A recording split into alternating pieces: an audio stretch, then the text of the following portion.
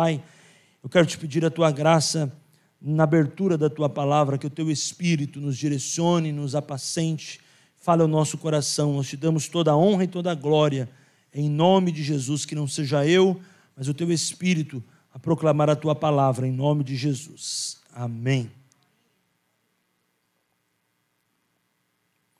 No 6º mês, o anjo Gabriel foi enviado por Deus a uma cidade da Galileia, chamada Nazaré, a uma virgem que estava comprometida a casar com um homem da casa de Davi.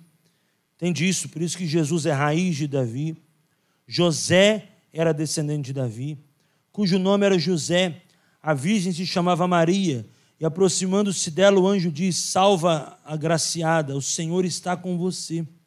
Ela, porém, ao ouvir esta palavra, perturbou-se muito e pôs-se a pensar no que poderia significar esta saudação. Mas o anjo lhe disse: não tenha medo, Maria, porque você foi abençoada por Deus. Você ficará grávida e dará luz a um filho, a quem chamará pelo nome de Jesus. Esse será grande e será chamado Filho do Altíssimo Deus. O Senhor lhe dará o trono de Davi, seu pai. Ele reinará para sempre sobre a casa de Jacó, e o seu reinado não terá fim. Toma após essa palavra: o reinado dele não tem fim. Olha que tremendo. Então Maria disse ao anjo: como será isto, se eu nunca tive relações com homem algum? O anjo respondeu: o Espírito Santo virá sobre você, e o poder do Altíssimo te envolverá com a sua sombra. Por isso também este santo em que há de nascer será chamado Filho de Deus. Isabel, sua parente, igualmente está grávida, apesar da sua idade avançada, sendo este já o 6º mês da gestação para aquela que diziam ser estéril, porque para Deus não há impossível. Tem outra aplicação para nós aqui, olha: porque para Deus não há impossível. Isso que nós temos que crer em tudo. Em tudo na nossa vida, essa palavra é uma realidade, porque para Deus não há impossível. Por que, pastor, essa palavra é uma realidade? Porque se você entende o que é fé, a fé não está, a fé é. E se a fé é, para Deus não é impossível, não é alguma coisa que vai acontecer. Para Deus já aconteceu, não existe nada impossível agora. Amém? Hoje, o tempo real, Deus está dizendo isso para nós, para Ele não é impossível. Então Maria disse: aqui está a serva do Senhor, que aconteça comigo o que você falou. E o anjo foi embora. Aqui no capítulo 2, tem mais 7 versículos interessantes, de 1 a 7. Naqueles dias foi publicado um decreto de César Augusto. César Augusto era o imperador enviado por Roma. Israel era uma província do Império Romano. Então tudo que acontecia em Israel era determinado por aquilo que vinha de Roma, entendeu? Então César, o imperador do tempo, convocando toda a população do império para recensear-se. O primeiro recenseamento foi feito quando Quirino era governador da Síria. Todos iam se alistar, cada um à sua própria cidade, e José também saiu da Galileia, da cidade de Nazaré, e foi para a Judeia, até a cidade de Davi, chamada Belém, por ser ele da casa e da família de Davi, a fim de alistar-se com Maria, sua esposa, que estava grávida. E aconteceu que, estando eles ali, chegou o tempo dela ter o menino. Então Maria deu à luz o seu filho primogênito, enfaixou o menino e deitou numa manjedoura, porque não havia lugar para eles na hospedaria. Interessante isso, né? Que a palavra, para se cumprir, ela tem os seus processos, né? E Deus sempre vai usar situações para nos levar para a palavra se cumprir. A palavra que foi enviada por Jesus é que ele viria da cidade de Belém, é que ele viria como um filho de Davi, é que ele viria como um descendente de Davi. E interessante que tudo acontece para que o nascimento dele pudesse acontecer em Belém. O imperador manda uma ordem ali, dizendo: vamos organizar isso aqui. José teve que sair de Nazaré, onde havia o quê? Vamos dizer assim, havia sua estabilidade, seu conforto, tudo estava preparado, ele teve que ir para Belém. A palavra Belém vem da palavra Belém Efratá, lugar escolhido, mas um lugar pequeno, uma cidade do interior, vamos dizer assim, nos dias de hoje, uma cidade sem estrutura, sem hospital, sem nada pronto para receber o menino. Ele vai até ali, por quê? Porque ali é a cidade da família dele, e o censo tinha que acontecer ali. E naquela ocasião, Jesus nasce. Tudo tem um propósito, tudo tem um plano. Nada acontece por coincidência na vida de um cristão. Se nós estamos em Jesus, nós temos que entender isso. Nada é coincidência, tudo tem um propósito. E o menino nasce. A mãe volta ele num lenço, coloca ele numa manjedoura. Você sabe a história que os pastores de Belém ficaram sabendo, divulgaram a notícia. Os magos que estudavam as estrelas, os astros, viram uma estrela diferente, foram guiados por essa estrela até chegar onde Jesus estava, reconheceram que era o Messias, como eu falei há pouco, entregaram oferta, e ali acontece o nascimento de Jesus.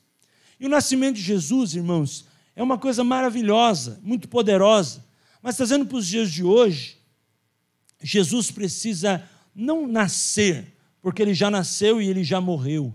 Jesus precisa, dentro de nós, renascer. Por quê?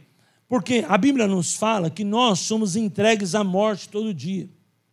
E quem nos dá o dom da vida é Jesus. Mas não o fato só do nascimento, mas o fato também da sua morte. Porque a palavra de Deus diz que ele nasceu, nós conhecemos a história da vida dele, até que ele vai, entregue na cruz por mim e por você, ele morre e ressuscita. Ali está a nossa vida. Nossa vida se importa mais com a morte de Jesus do que com o nascimento.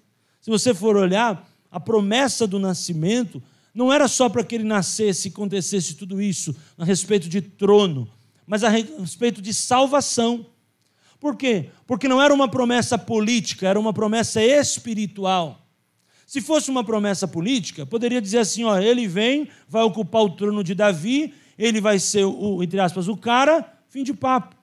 Mas a palavra de Deus diz que era uma promessa espiritual, diz que o seu reino não terá fim. Por que não tem fim? Porque a palavra diz que passou pelo nascimento, passou pela vida, passou pela morte, passou pela ressurreição, passou pelo triunfo, e ele é o nosso Senhor, o nosso Salvador. Não tem fim. Hoje nós cremos que ele é o nosso rei e estamos esperando ele voltar. Mas nós só podemos viver o evangelho se nós cremos na morte, sabia disso? Porque ele mesmo diz, olha, eu vou para o Pai, vocês aqui ficarão, anunciais a minha morte até que eu venha. Pode parecer meio maluco, né? Na nossa cultura, a gente celebra mais o nascimento e não celebra nada a morte, porque a morte para nós é muito triste. Mas na cultura do reino do céu, a morte de Jesus é para ser mais celebrada do que o seu nascimento.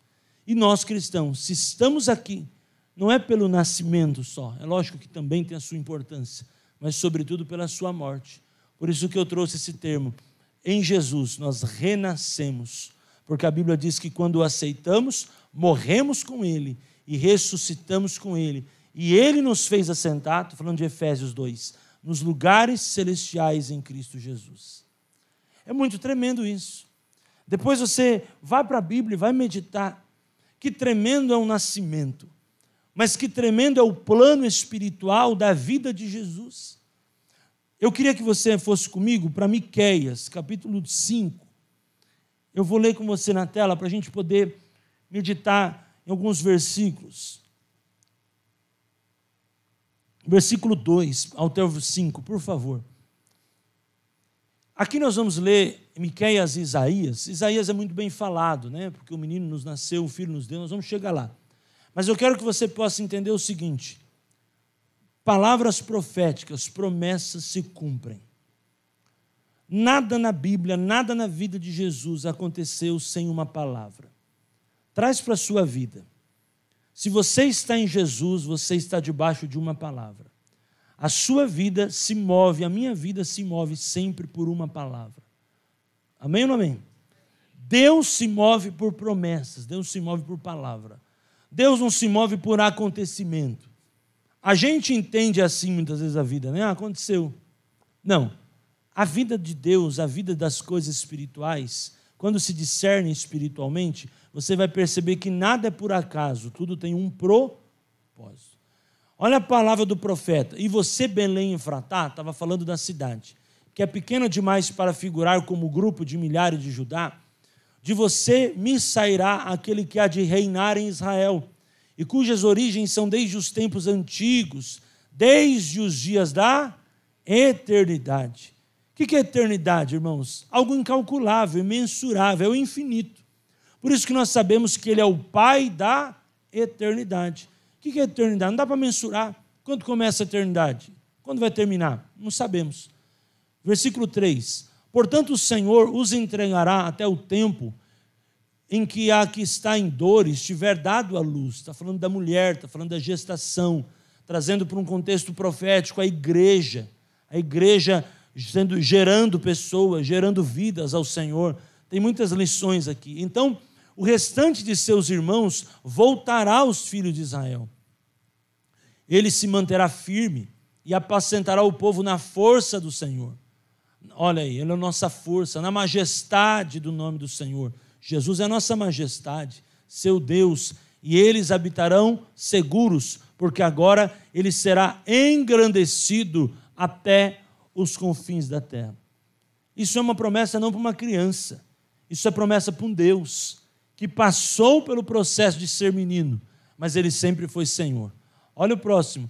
Ele será a nossa paz. Quantos creem nisso?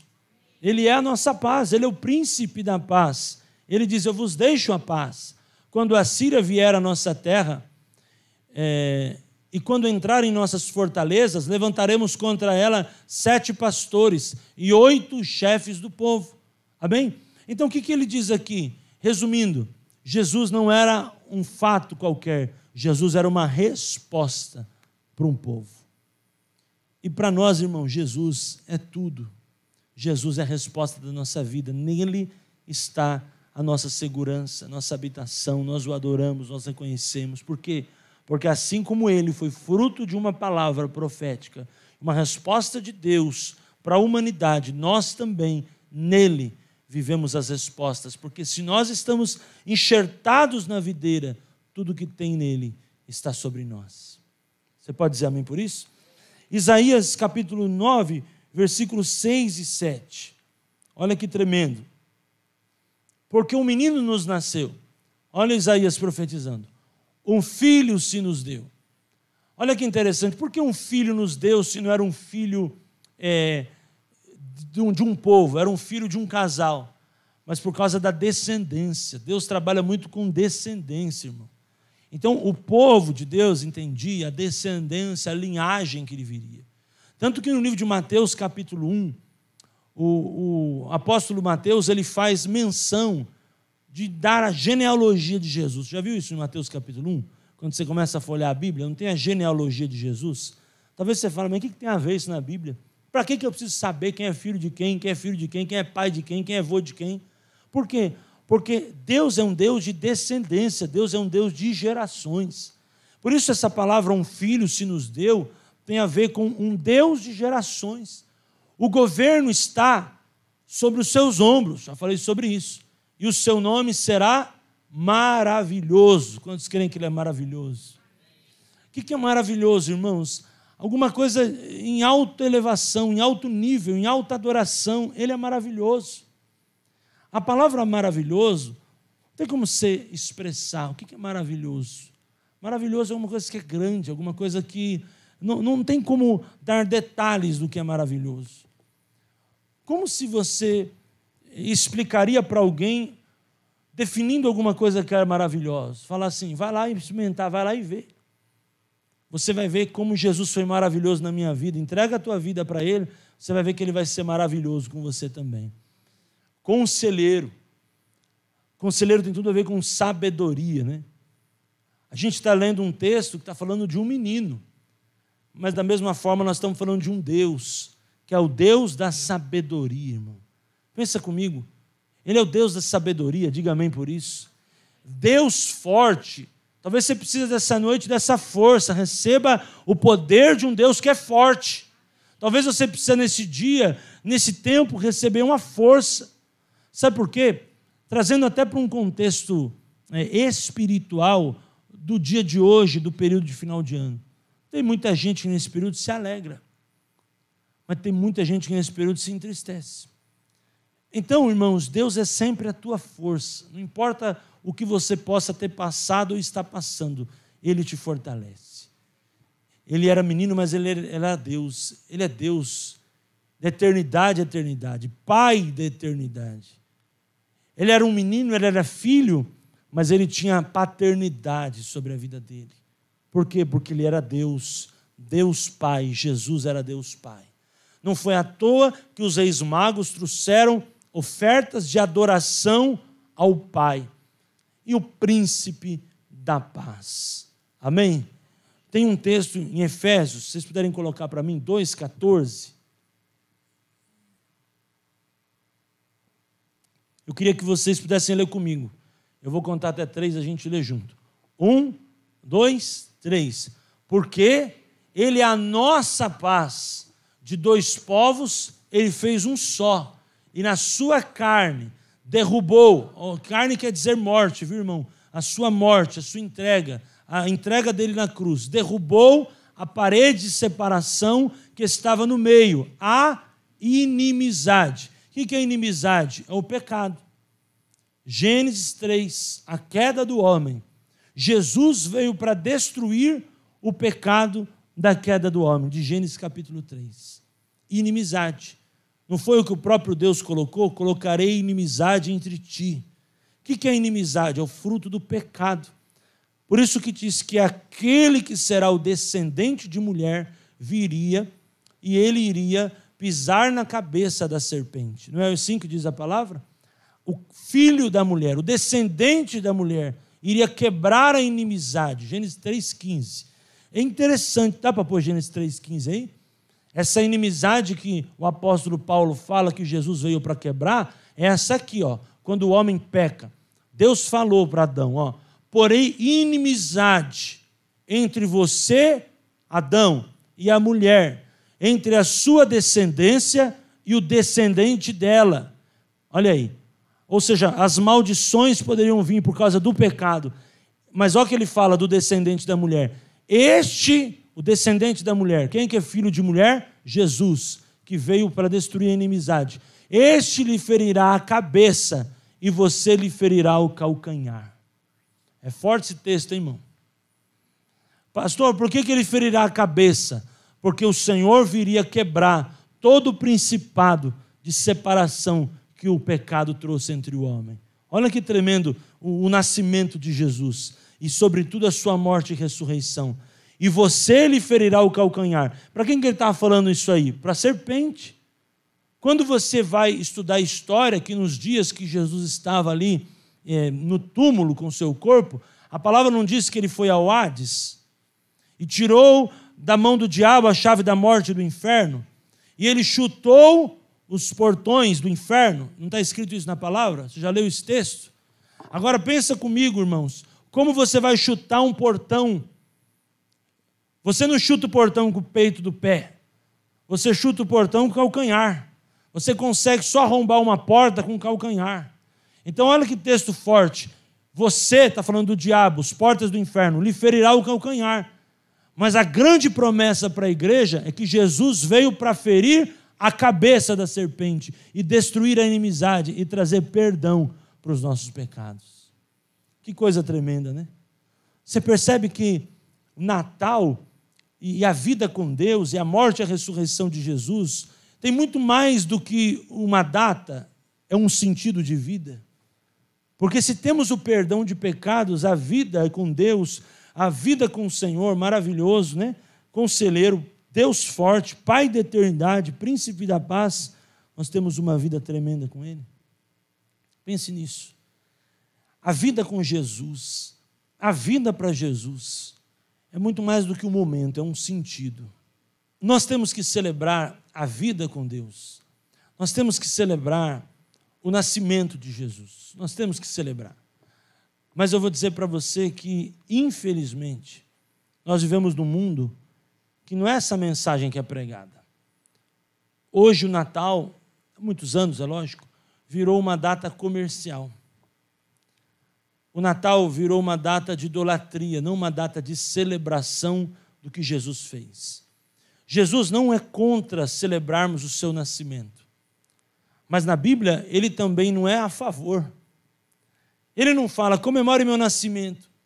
Ele não é contra, ele não disse, se vocês comemorarem meu nascimento, vocês vão ser pagãos, porque meu nascimento não tem nada a ver. Não está dizendo isso. Mas também não está dizendo que ele é a favor. Pelo contrário, ele diz assim, como eu falei, o contexto do mundo espiritual entre nascimento e morte é diferente do nosso. Por isso que ele diz assim, quando vocês se reunirem, celebrem a minha morte até que eu venha. Ou seja, vocês vão comer o corpo que foi partido, que é o pão, vocês vão tomar o cálice, que é a ceia, vocês vão anunciar a minha morte até que eu venha. O que ele estava dizendo? Que a morte é o grande motivo da nossa salvação. E quando Jesus vier, irmãos, acabou a ceia. Porque você não vai precisar mais ter ceia se você vai estar com Cristo glorificado diante de você. Amém? Então, a ceia, ela é para a terra. É duas coisas que a igreja não vai ter no céu, viu, irmão? Evangelismo e ceia. Lá no céu não vai ter evangelismo. Lá no céu não vai ter ceia. Lá no céu vai ter adoração, vai ter inspiração, vai ter dança, vai ter muita coisa. Mas evangelismo não vai ter. Ceia não vai ter. Porque ele diz assim, vocês vão anunciar a minha morte até que eu venha. Então, por isso que eu digo assim, é errado celebrar o Natal? Não. Mas que nós levemos a mensagem verdadeira. Gente, vamos celebrar o Natal, mas lembrando que aquele que nasceu morreu por nós. E a sua morte fala mais para nós do que o seu próprio nascimento. É óbvio que para morrer, alguém tem que nascer, né? Mas para nós cristãos, a celebração da vida, a celebração da Páscoa, é Jesus passando por cima da morte, vencendo a morte, vencendo o principado e potestade, nos dando a vida pelo seu sangue que foi vertido na cruz do Calvário. Amém? Então, a mensagem do Evangelho é Jesus, a mensagem do Natal é Jesus. Que nós venhamos reproduzir esta mensagem. E vou falar agora de algumas mitologias, alguns dados históricos, mas para que nós possamos lembrar sempre. O próprio salmista fala, bendize a minha alma ao Senhor, e não te esqueça de bendizer o teu santo nome, não te esqueça dos benefícios que o Senhor nos deu. Eu não posso esquecer das verdades do Evangelho. Eu tenho que celebrar o nascimento, celebrar a vitória, celebrar o governo, mas não celebrar o menino no sentido apenas figurado, mas saber que aquele menino era um Deus e o governo estava sobre os seus ombros e ele recebe o trono de Davi e por causa daquele menino a promessa se cumpre que o governo dele não teria fim e aquele menino é o nosso Senhor e nosso Salvador, o Deus Pai cheio de glória e de verdade, que abriu mão da sua glória e hoje está sentado à destra do Deus Pai. Que bênção isso! É o trono de Deus. Pensa comigo, foi-lhe dado o trono. Ele é o Deus que está sentado no trono. E se foi-lhe dado o trono, que era o trono de Davi, irmãos, não vou falar sobre Davi, mas se você for estudar, o rei que Davi representava o povo de Israel, foi o maior rei da história de Israel. O trono foi passado para Jesus. Se o trono foi passado, a autoridade foi passada. Sabe o que é autoridade? Aquele que tem o governo, aquele que tem as chaves. Uma das igrejas da Ásia Menor, das 7 cartas do Apocalipse, vai dizer assim, ele é aquele que tem as chaves de Davi. O que é chaves de Davi? É aquele que tem o controle das portas do palácio. O que ele diz ali? Ele tem as chaves do meu e do teu coração. Ele tem o controle de tudo na minha vida. A palavra chave, palavra controle, tem tudo a ver, trazendo para os dias de hoje, das pessoas que zelam. O nosso Deus é o Deus que zela por nós. E a palavra zelo no grego, se você for olhar, ela tem tudo a ver com a palavra mártir. Por isso que Estevão foi o primeiro mártir da igreja. A palavra Estevão tem tudo a ver com mártir, alguém que se entregou, que morreu pela causa. Agora pensa comigo, Jesus, o que zela pela minha alma e pela tua alma, ele tem as chaves de Davi. Ele morreu por causa do teu e do meu coração.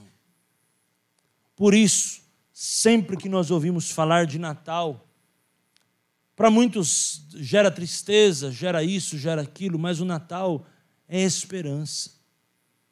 E o Natal, ele representa a vida, é isso que nós temos que entender. O mundo celebra consumismo, o mundo celebra outras coisas, mas para nós é vida. Porque o Natal para o cristão é todo dia, porque todo dia ele renasce dentro de nós.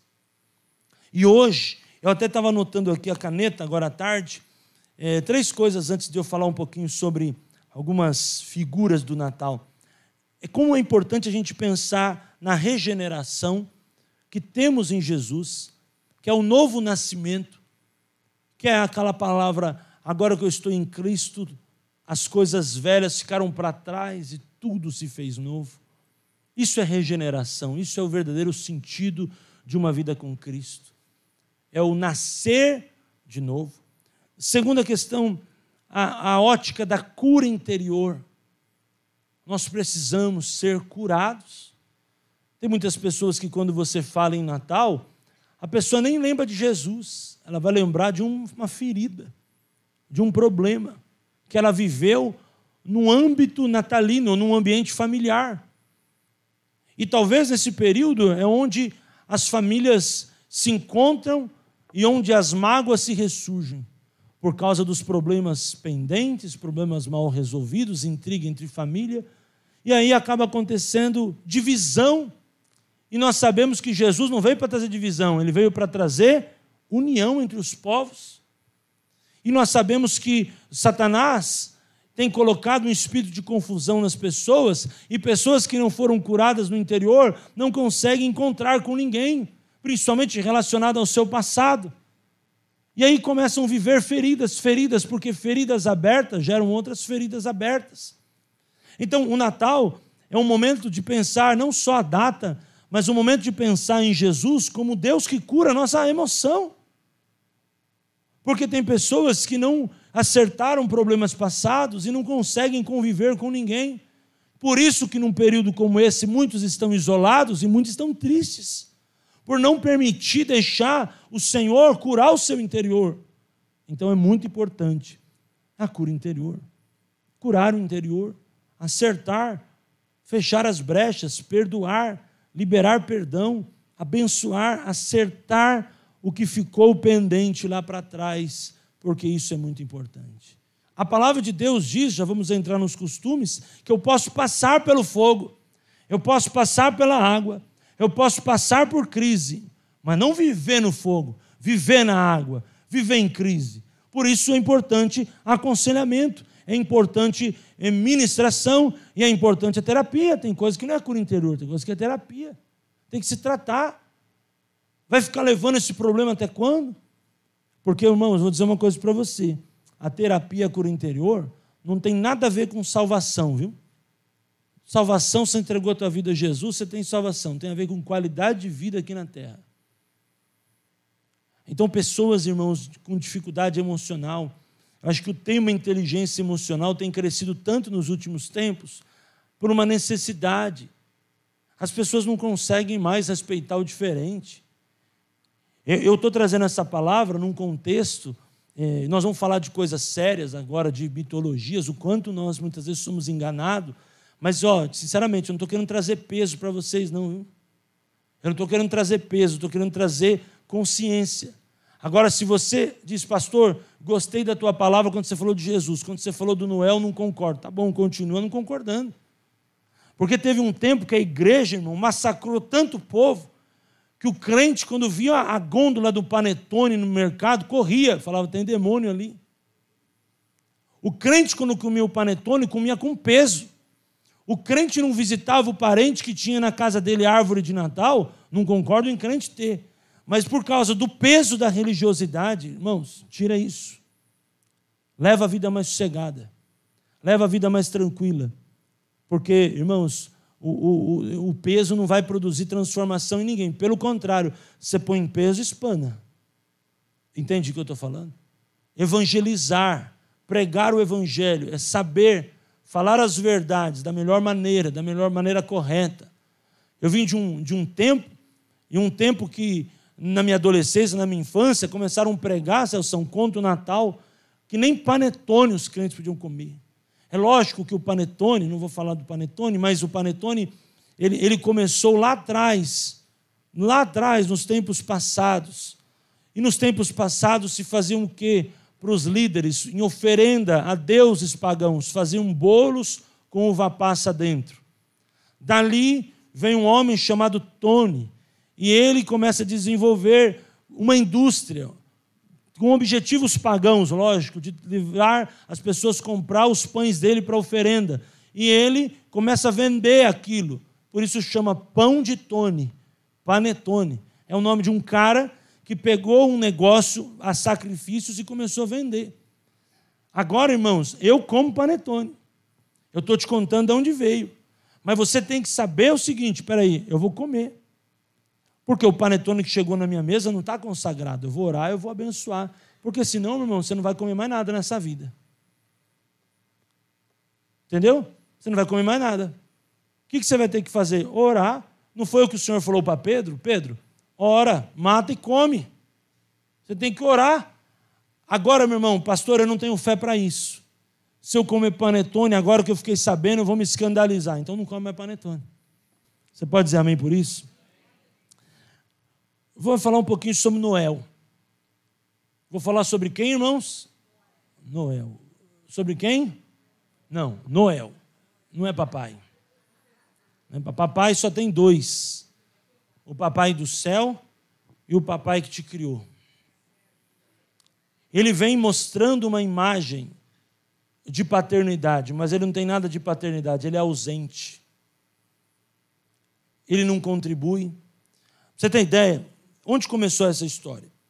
Tinha um bispo católico chamado Nicolau, que vivia por volta de 350 a.C., e ele tinha o hábito, num período de final de ano, em distribuir presente para as crianças. E ele começou a ganhar muita empatia na época, e as pessoas queriam ganhar o presente dele. Mas as pessoas sabiam que aquele presente era um encantamento, não é ele que dava.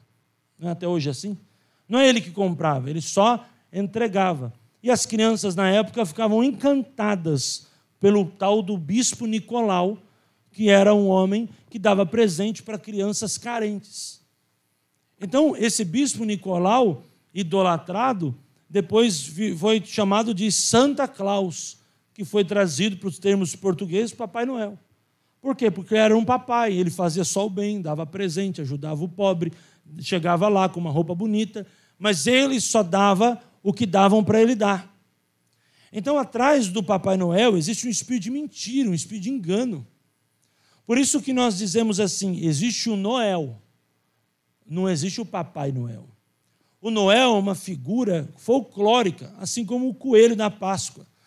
Ele é uma figura, mas ele não representa nada no Natal, apenas ele representa uma data comercial, porque o Noel, a Bíblia não fala disso, é um costume pagão, é um costume da idolatria, disfarçando, ensinando errado e estimulando as mentiras para as crianças.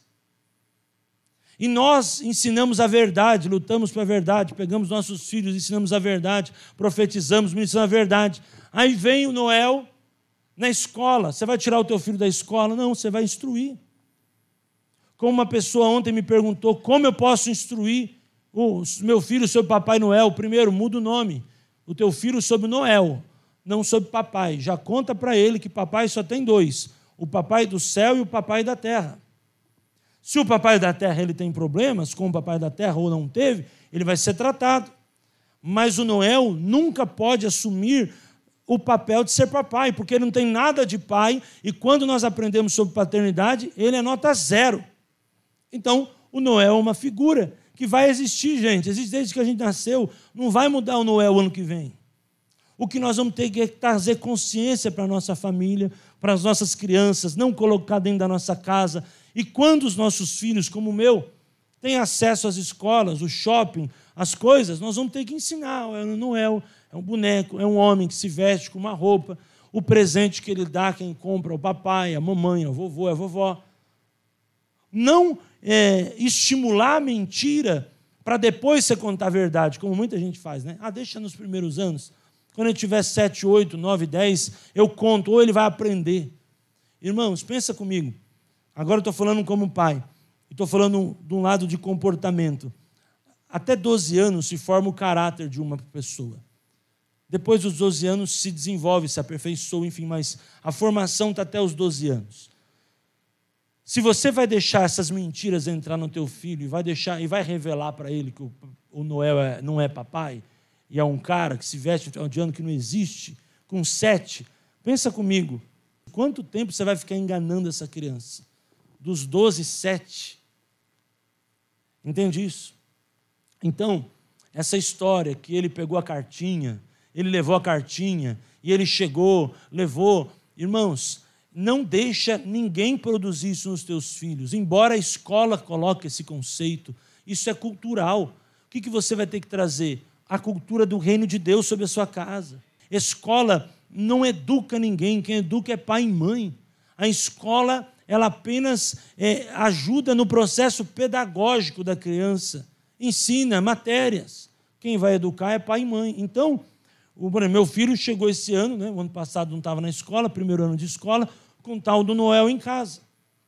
Aí nós chegamos e fomos mostrar para ele. Não, ele chegou com o pai do Papai Noel em casa. Nós fomos mostrar para ele, primeiro, que o Noel não é papai, e segundo, quem é o Noel. O que é a história? Porque, irmãos, de uma forma lúdica, mas nós não podemos deixar a mentira prevalecer sobre as nossas crianças. Então, cuidado com essas datas comerciais, onde tudo pode. Não, tudo não pode. Embora lá na escola ele vai ganhar em abril, os seus filhos vão ganhar o ovo de Páscoa, a gente sabe que a Páscoa não é o ovo. Coelho não bota ovo. Nós sabemos que a história é uma história folclórica. Nós temos que trazer a verdade. A informação verdadeira vem do pai, da mãe, da avó e do vô. Você que tem responsabilidade sobre a criança, não iluda a criança, fala para ela a verdade.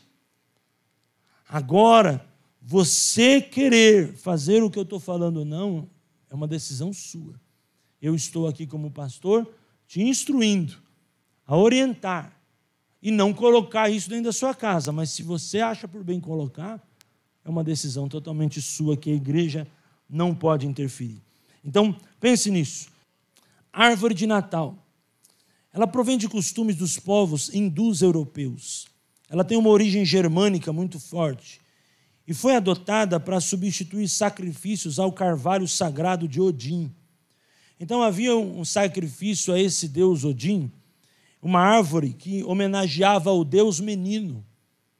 E ela homenageava sempre o Deus menino. Deus menino era um povo que honrava o Deus menino. E por causa do pinheiro da árvore, eles sempre traziam aquela árvore para sacrifício para o Deus menino. Nós sabemos que Jesus foi menino, como pessoa, já falei aqui, mas como Deus ele nunca foi menino. Como o menino vai receber o governo? Como o menino vai ser Deus? Então esse negócio de Deus menino não existe, irmãos. Isso é uma mentira. Deus nunca foi menino. Jesus como pessoa foi menino. Deus sempre foi Deus. Deus é espírito. Como um espírito é menino. Espírito não tem sexo, espírito não tem idade. Deus é espírito. Deus menino, essa história de Deus menino é um conto da carochinha, uma mentira lavada. E criavam-se um pinheiro, uma história para adorar o Deus menino. E colocavam ali. E o povo germânico, o povo dos hindus europeus, o que eles fizeram ali? Começaram a criar essa história para homenagear o Deus menino. E Odin era o nome de uma entidade mitológica germânica chamada Wotan, que era o deus da inteligência. O deus das tempestades, era o deus da guerra. Então as pessoas estavam criando aquela árvore para adorar o Deus menino. E se dizia que adorava o Deus da tempestade, o Deus da guerra, adorava o Deus da inteligência. Olha que engano. E as pessoas muitas vezes trazem um contexto da árvore de Natal. Então não tem nada a ver. Árvore de Natal não tem nada a ver com o Natal. É uma árvore comercial, uma árvore mitológica. É uma árvore que traz engano na vida das pessoas. Principalmente a gente que entende Deus, quem Ele é. Agora a gente vai trazer uma árvore que a gente sabe da história que era para adorar um Deus menino. Deus nunca foi menino, gente.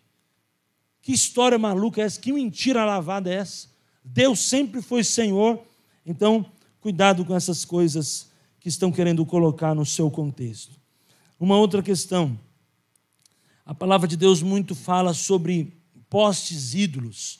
A gente tem que tomar muito cuidado, porque essa árvore também falava a respeito de postes ídolos. Algumas versões vão contar algumas histórias que adoravam a um Deus chamado Deus da fertilidade, o Deus Acera, o deus Azera. Se você for olhar na Bíblia, você vai ver várias vezes os profetas confrontando um deus que atuava em cidades, chamava o deus Azera, que era um deus da mitologia, era um deus que produzia cegueira nas pessoas. Vocês estão aí, irmãos? Pode continuar ou não? Não estão bravos comigo não, né? Ah, pastor, já está na hora de desmontar a árvore, agora tudo bem, né? Não podia ter falado 15 dias atrás, né? Outra coisa, a história da tal da guirlanda natalina. Tal da guirlanda. O que é isso, pastor? É anterior ao cristianismo. Então, não tem nada a ver com o Natal. Se o Natal é o nascimento de Jesus, e o cristianismo é a pessoa de Jesus como Cristo, o que tem a ver guirlanda se ela é anterior ao cristianismo? Vou ler mais para você entender.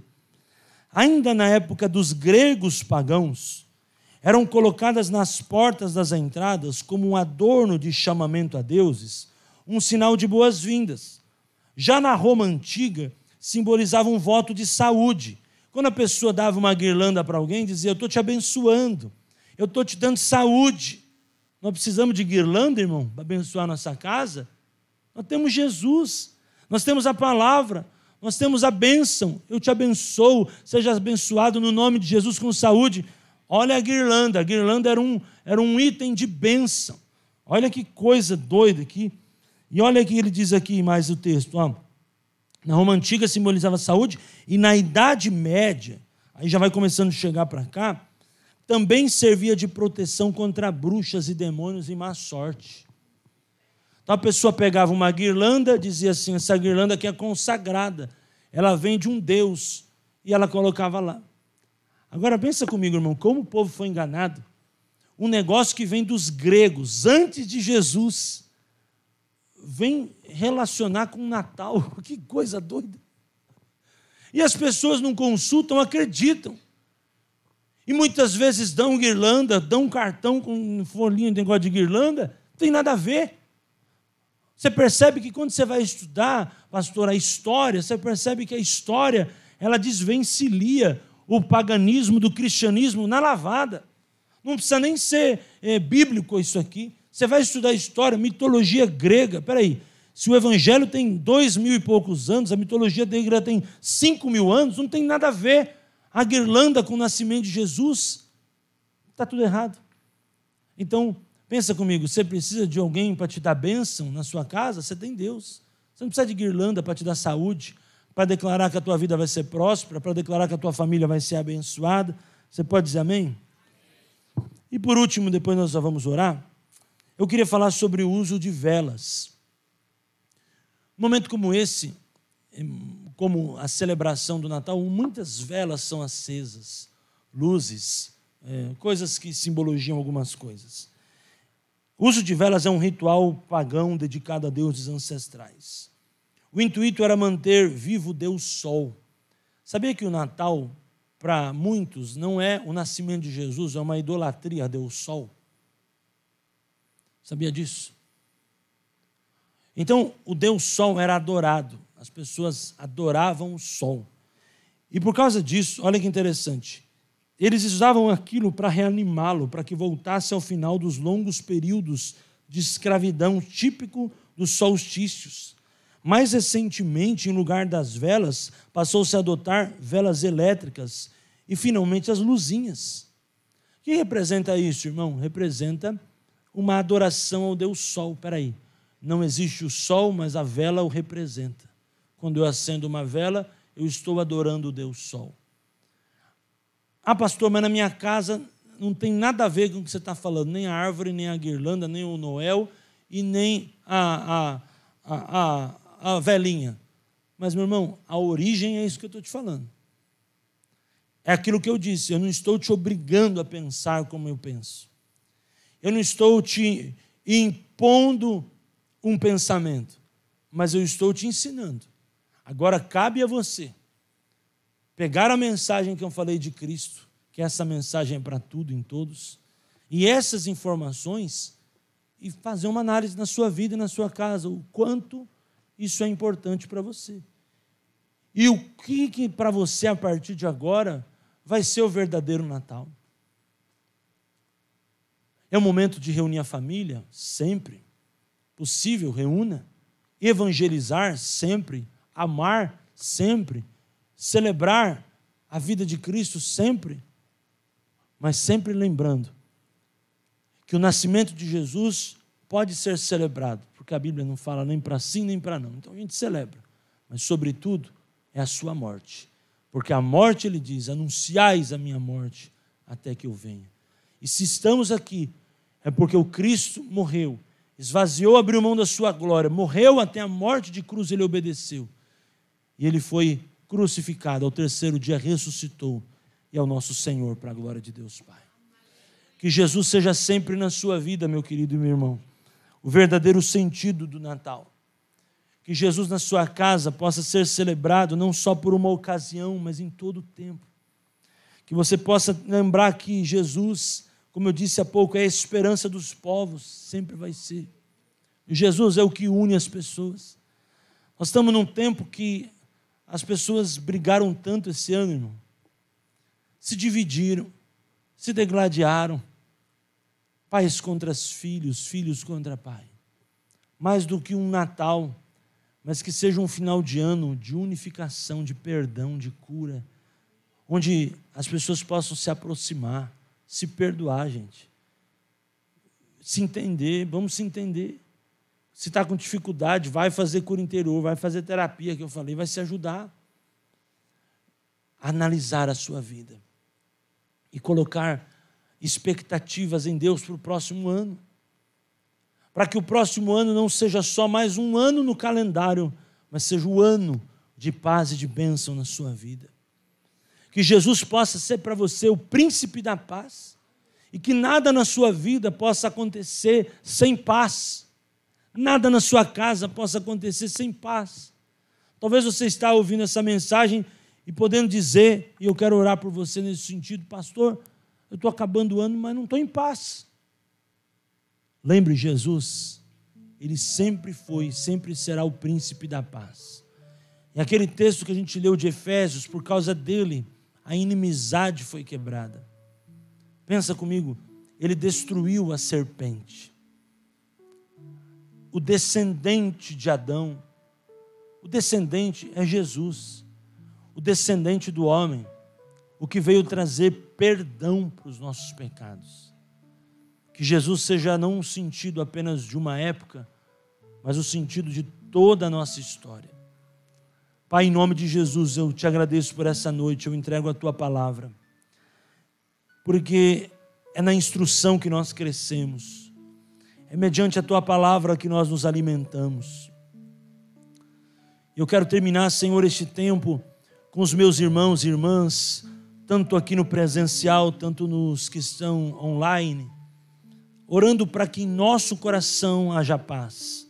Estaremos aqui dia 31, saindo o ano orando, entrando o ano orando, celebrando a ceia, recebendo palavras. Mas eu sei que hoje, agora mesmo, tem pessoas que estão participando deste culto que não estão em paz. Não estão em paz com pessoas, com a família, com irmãos. Não estão em paz consigo mesmo. Que essa seja uma noite de perdão, de aceitação. E uma noite também, Senhor, onde muitos aqui possam se perdoar. Talvez estão nesse final de ano emocionalmente se automutilando, espiritualmente se massacrando. Mas, ó Deus, eu estou aqui na tua presença em oração por esse teu filho e a tua filha, que talvez está debaixo de um espírito de culpa, orando para que o Senhor possa remover agora toda a culpa, toda a incerteza, todo o jugo, porque o Senhor veio tirar o jugo, não colocar jugo. O Senhor veio quebrar as barreiras, não trazer barreiras. Traga paz ao coração do teu filho, da tua filha, em nome de Jesus. A tua paz que é doce, que excede todo entendimento, vem agora aos nossos corações, Pai. Oramos e aprendemos agora que tu és o príncipe da paz, o reconciliador de todas as coisas. Espírito Santo, vai colocando em cada coração neste lugar a tua paz, vai entregando para o teu filho, tua filha que precisa da tua paz. O ano ainda não acabou e nós estamos neste culto orando pela tua paz. A paz para viver, a paz para decidir, a paz para te adorar, a paz para deitar, a paz para dormir, a paz para levantar, a paz para amar, a paz para sentir, a paz para entender, a paz para se entender, a paz para se enxergar, a paz para se julgar, a paz não como um sentimento que é dado e tirado, mas a paz como um legado que o Senhor Jesus nos deixou. Eu vos dou a paz. Ele não diz eu te empresto a paz por um momento, ele fala eu te dou a paz. Talvez alguns estão nesse final de ano tristes porque alguma coisa não deu certo, mas que este tempo seja um tempo de paz, porque em tudo o Senhor foi glorificado este ano, mesmo nas coisas que saíram do nosso controle, ou talvez não foram como nós imaginávamos, mas sempre o Senhor está no controle de tudo. Senhor, toca-nos com a tua paz agora, Senhor. Toca-nos com a tua paz.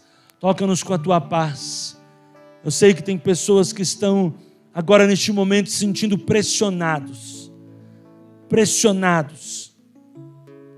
para tomar uma decisão, pressionados sentimentalmente. Seu interior pressiona, uma cobrança acima do normal, algo difícil de administrar. Mas eu oro para que este momento teu filho possa receber paz. A paz não é a ausência de guerra, a paz é a presença de Deus na guerra. Vocês viverão em paz, teus relacionamentos serão em paz, teus filhos viverão em paz, a paz blindará a sua casa. Eu não sei como vai estar as coisas lá fora, mas eu quero profetizar no nome de Jesus. Eu declaro nessa noite, a sua vida, a sua casa viverá em paz.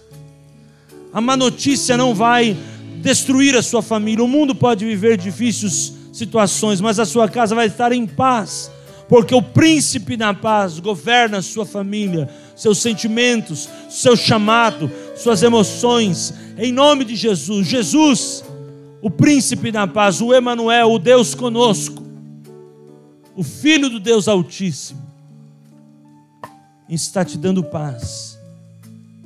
Não tenha medo, porque essa paz, ela te dá ousadia. E eu oro por você e profetizo sobre a sua vida uma unção de ousadia para aquilo que você precisa nesse próximo período. Uma ousadia sobrenatural, algo sobrenatural. O sobrenatural vem no nosso natural, no teu dia a dia. Deus vai revelar o sobrenatural dele, o poder dele, a graça dele, a espontaneidade da graça. Ela vai surgir de uma forma sobrenatural. E haverá ousadia para você tomar decisões que talvez você possa dizer: eu sou tão pequeno, não estou preparado para isso. Mas você não vai tomar decisões em teu nome, você vai tomar decisões no nome de Jesus.